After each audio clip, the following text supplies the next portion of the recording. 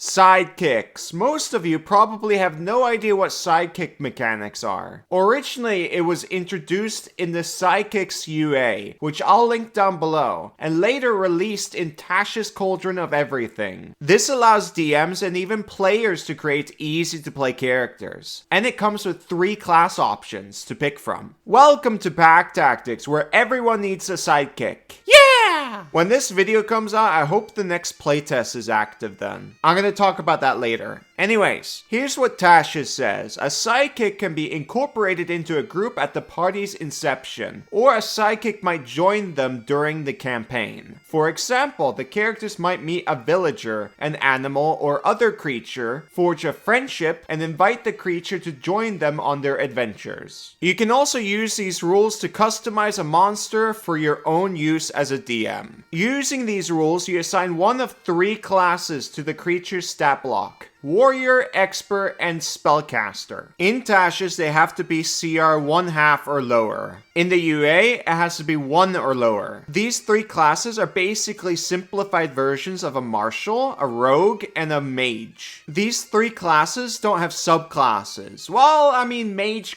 kinda has subclasses, but we'll get into that later. The sidekicks level up with the players. Their HP and PB depends on their level, and the person that plays the sidekick is totally up to you and your table. Before I talk about the classes in more detail, I'll explain when I think these rules are best used. I think the obvious example is when the party adopts Boblin the Goblin, or a pet Kobold, or a pet wolf, or some other ally that they need to keep around. Maybe it can be the quest giver himself, maybe he's a knight, so of course he'll tag along for a little bit. All of these things happen at D&D tables normally. When you make friends with NPCs, they will help you in some way. They will give you magic items, they will give you money, they will give you information. Here, they get involved directly in the adventure. They'll go dungeon crawling with you, for example. You can even hire a mercenary you found at a random bar to tag along with you. There's a lot of possibilities you can do with this. Kobold, you didn't even mention me! Oh, of course. Duh, I kind of forgot about that. Gator will gladly join you as a sidekick and help you in your adventures. That's if you find him. I'm really good at hiding and stealing money! There you go, Gator's a pro. Anyways, without some additional boons, these sidekicks would likely just die without doing a whole lot. Adding one of these classes allows them to keep up with the party better, which is fun. Another alternative is a player not too versed in the game or not really that interested in a lot of options could totally play one of these. I personally think sidekicks is the most beginner-friendly mechanic in the whole game. Like, I wish this was in the base game, in the player handbook.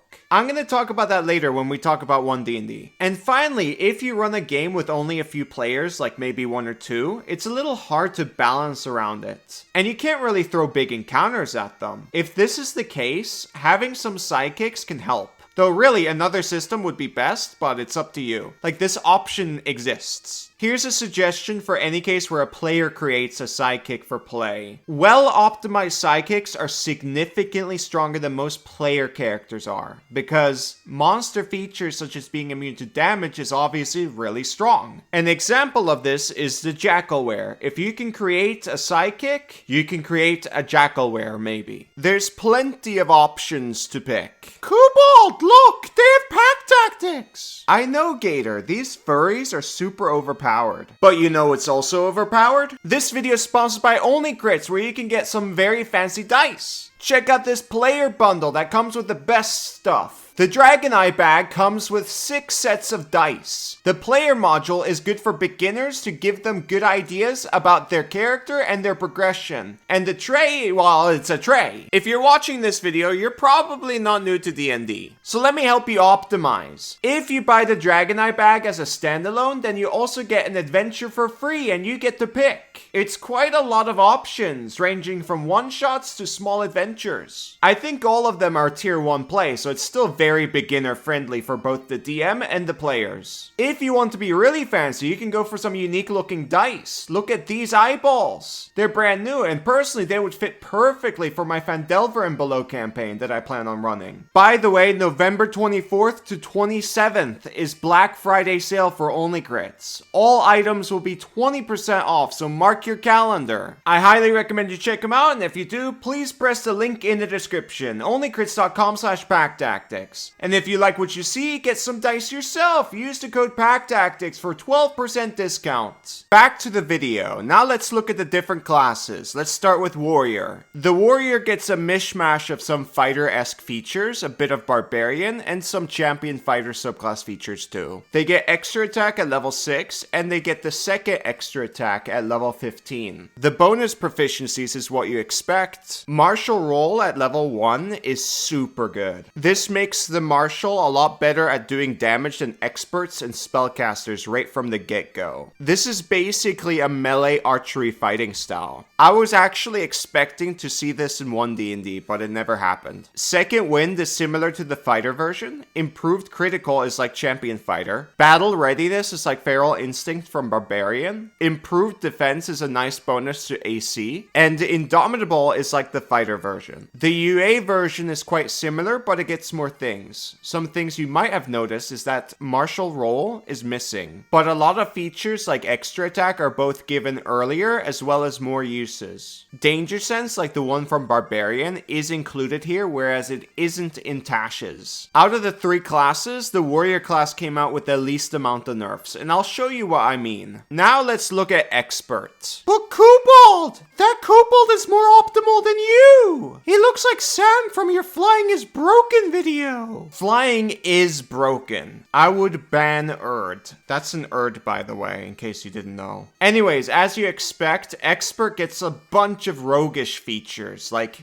cunning action, expertise, evasion, and reliable talent.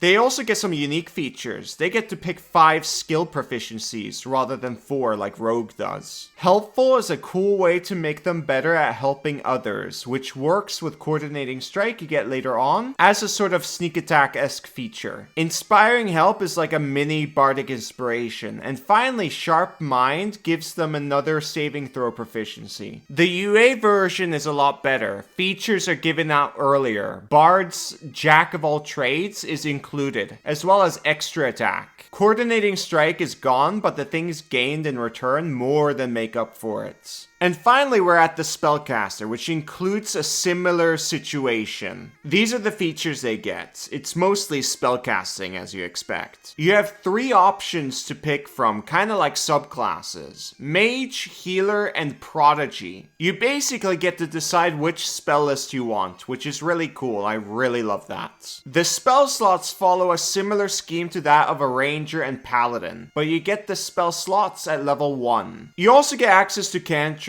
Everything else fits in one page. Potent cantrips, empowered spells, and focus casting. These are all okay features until you get focus casting at level 20. The UA version gets a normal spellcasting progression, and more features like magical recovery and signature spells. However, there's a bigger split in spellcasting you get access to. Overall, while it's a little bit more complex, I definitely recommend people use the UA version of Sidekicks over the Tash's version here. And it's for one simple reason. The Tash's version only grows in power about half the rate as the UA ones, while the UA ones advance at about a normal 1 level of actual power per level. This means that if you get a cool Sidekick at level 1, they become increasingly less useful, or even more of a liability, and I don't think that's fun. Now, of course, opinions might vary here, but that's what I think. I'm personally a big fan of Sidekicks. I love it. I do use them in my games, and I also love it when other DMs use it in their games. I've had very good experience with them both as a DM and as a player. That brings me to 1D&D. A lot of people have asked me my opinions on how I would fix D&D, especially martials, and the answer is very simple. They need more options, they need AoE features, and they need to deal more damage. I've been saying this for a year now, but the design team and some people in the community don't want it. They want these classes and subclasses for martials to be very easy for beginners. In some aspect, I do believe that is valid. However, my solution is different. I believe sidekicks should just be part of the base game, and they should label them with a tag that says beginner classes in the player handbook. These are just classes that are really simple, like the warrior class gets champion and brute as subclass options, for example. Spellcaster gets subclasses that boost cantrips and simple things like that, and so on. Then from there, boost the base sidekicks a little bit and make it very simple. If they boost it enough, maybe even some veterans will play them from time to time. Like if you join a table on the spot and don't have the time to make a character sheet proper, then you just roll up a quick beginner class instead. Now obviously if they do this, they have to rename sidekicks into something else, and I think beginner classes is just enough. This solution solves the beginner problem. Then from there, they can boost the base martial classes significantly and give them the tag veteran classes or just classic. I don't know. Anything really. This isn't even a bad thing to do, like it solves multiple problems, and it introduces 3 new classes to the game easily. It's not blout or anything, these are just beginner classes, and it's not gonna introduce any power creep. Are you kidding me? This is easily more content, which is clearly something everyone wants. There is so much potential with these sidekicks. Now, the reason why I've never shared this idea in a playtest video is because Crawford already shot this idea down.